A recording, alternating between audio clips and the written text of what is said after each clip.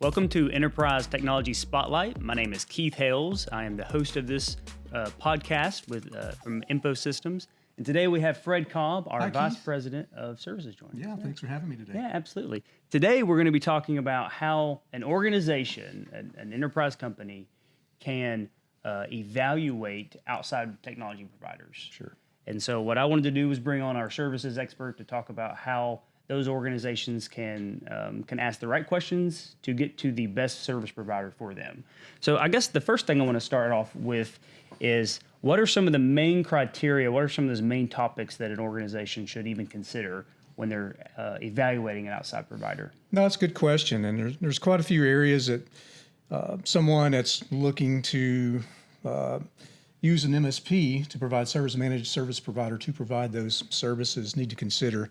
Things like security, things like scalability, certifications, the experience of having partners within the industry as well. In other words, an MSP may be a partner of HP, IBM, Microsoft. Those types of partnerships mean a lot. Also, just the recognition for being able to do certain things. In other words, let's say I'm a healthcare provider. Does that MSP have experience with my specific needs in the healthcare industry or manufacturing or retail? So it's important to some degree to try to use an MSP that has experience in those specific industries. Okay. Yeah. Okay. That's great. So let's take some time and dive into a few of those. Sure. So I know security is big on your personal list. So it is. What kind of questions would somebody who is evaluating an outside provider need to ask specific to security? Well, to me, a tell as far as how the MSP, how serious they're taking security. And some of the things they may be asking. In other words, you call an MSP, you come in, they're evaluating you, gathering information about you. At the same time, even more importantly, you're evaluating them, seeing what services they have available. Is it a good fit? The things they should be asking is, what are you doing for security these days? In other words, what are you doing for your endpoint security, such as antivirus? What are you doing for firewall management? What are you doing for threat protection? What are you doing for specific industry certifications? Again, maybe you're a healthcare provider, maybe you're a service provider to a healthcare covered entity, such as a hospital. So they would be asking you things like, are you HIPAA compliant? What are you doing with your policies and procedures? So certain questions that they might ask would give you insight into how savvy they are with certain security and compliance requirements, and certainly the tools that they're using. Again, I talked about endpoint security and the firewall management, also the ability to monitor environments, to look for nefarious things that might be happening on your network, which should be a part of an MSP offering. Okay. So you want to kind of judge them based upon the kind of questions they're even asking you, if they're security related. Yes, I've used that ploy for many, many years. Someone will come in, they'll try to sell me something. I'll look at their, their process around the Q&A period. What are they asking me? It's going to tell me a lot about how much they know, the intelligence of their questions. So the maturity, I'll say, of their process and the types of things they're focusing on. So I guess the next big question, this is, while we are a technology organization and we're talking about technology, I think one of the most important things we all need to consider is the people supporting that technology. So what are some of the people, I'll say personnel questions we might need to ask, and some of the processes questions that we need to ask once we engage with an organization?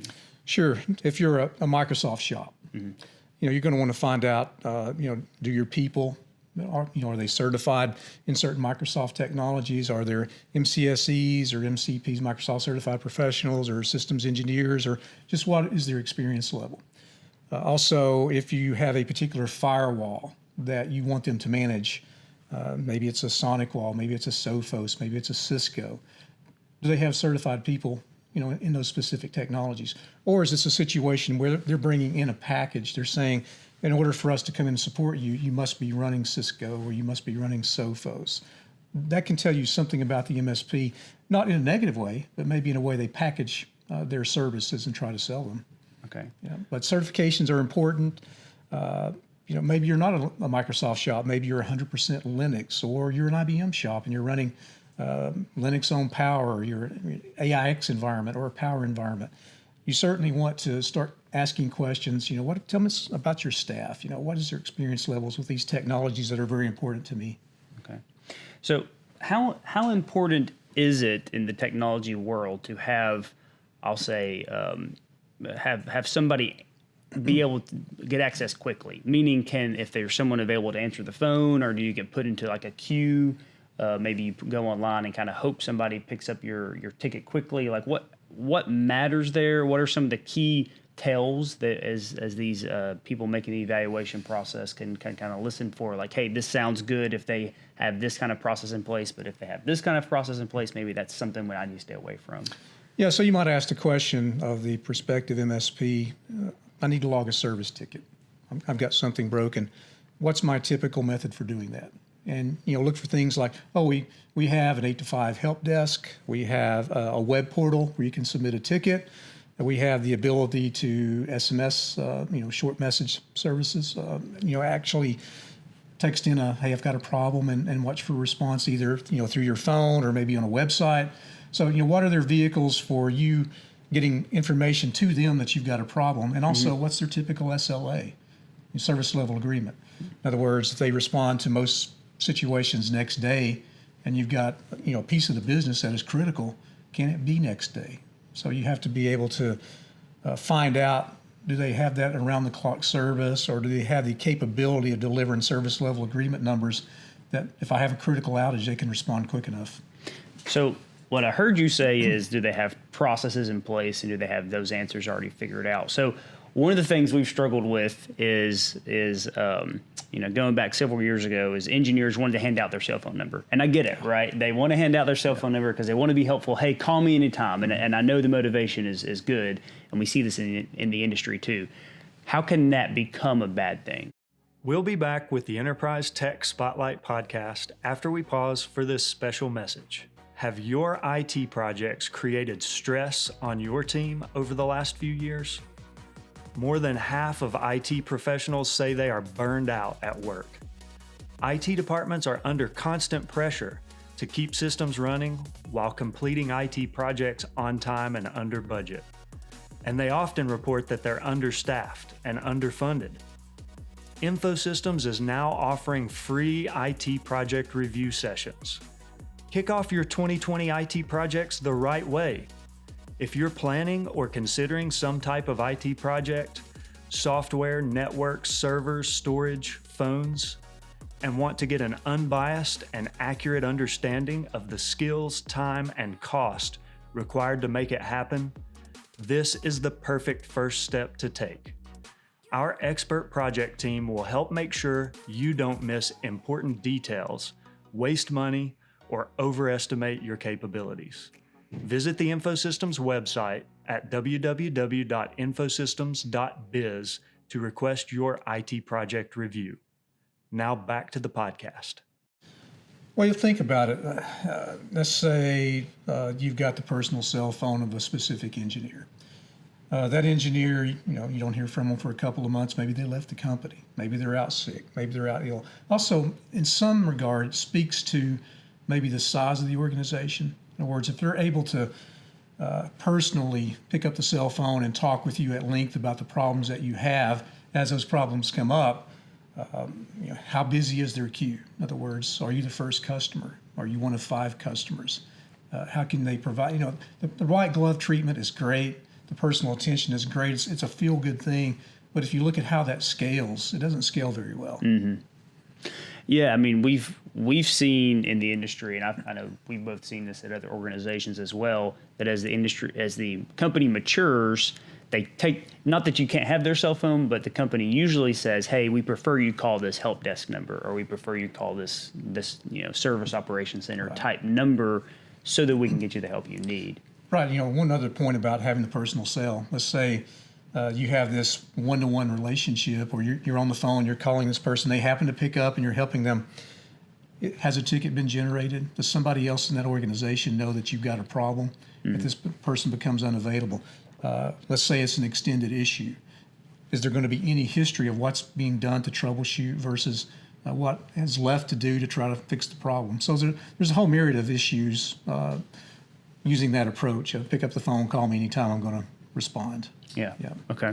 So few more questions here. So one is around, or one question I would ask you. I think it may be good for you to kind of explain how we do it. Is if I'm evaluating outside provider, I would ask, how are you leveraging technology? Right. I would want to know, are you kind of practicing what you preach, if you will, as far as technology goes? So let me kind of tee this up for InfoSystems. How is InfoSystems leveraging technology today in a way that would be beneficial for an outside customer? Sure.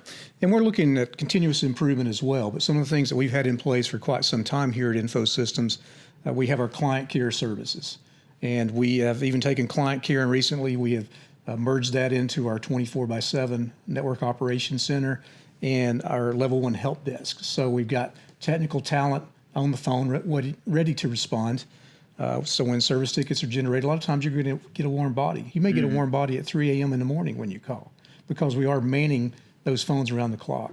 Now, there may be a situation where you don't want to pick up the phone and call, so you certainly have the capability through traditional email of logging a service ticket. And again, we're committed to those service level agreements. So even if something comes in via email, we have a certain amount of time to respond to you, gathering information about the problem, letting you know we're there, we're working it, and trying to get quick resolution. Yeah. So I think it is critical for any organization to understand, maybe not at a technical level, but at least at a process level, that their partner has invested in technology to provide that consistent experience, to provide that SLA, to provide that solution that they're expecting from a company like us. And so those are always, I think, important questions. Oh, absolutely. So the final thing I want to ask is around security, but it's not just security, it's around kind of business process as a whole, and that's around SOC 2. Okay. And so I wanted to see if you could kind of give a quick overview of that topic for folks who may not be familiar with that terminology. I certainly can. SOC 2 is it's a certification process that you go through from a third party.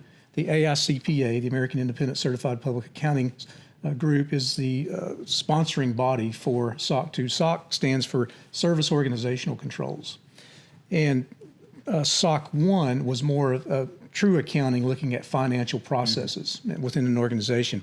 What SOC 2 is, it's taking a much more technical look at things like privacy, confidentiality, process integrity, the integrity of data, general information security. And those different groups within the SOC 2 world are called trust principles. And depending on what type of business that you're in, you take the controls within those certain trust principles. And what happens is, and what we've done, this is our second year of SOC 2 certification, the process works where a specific number of controls based on your goals and your types of businesses that you support and what you're doing, those controls are provided via typically a web portal. We gather evidence, and what's certainly different between SOC 2 and something like a trust mark through CompTIA, it's not you're not validating yourself.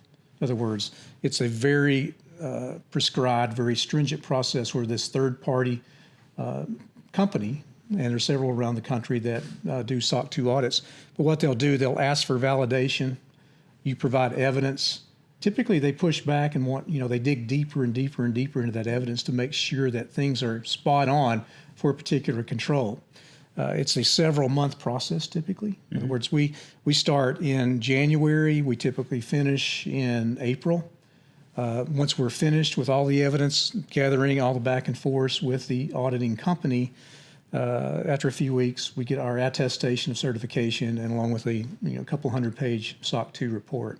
So any MSP, and certainly here at InfoSystems, we want the trust to be there, and having a third-party certification process against us, like a SOC 2, certainly proves that we're doing the right things for our customers. That sounds great.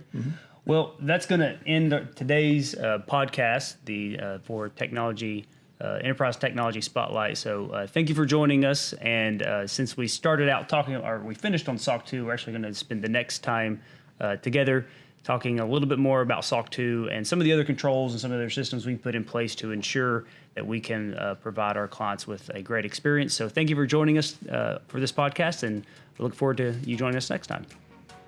Thanks, Keith. Yeah, thank you, Fred.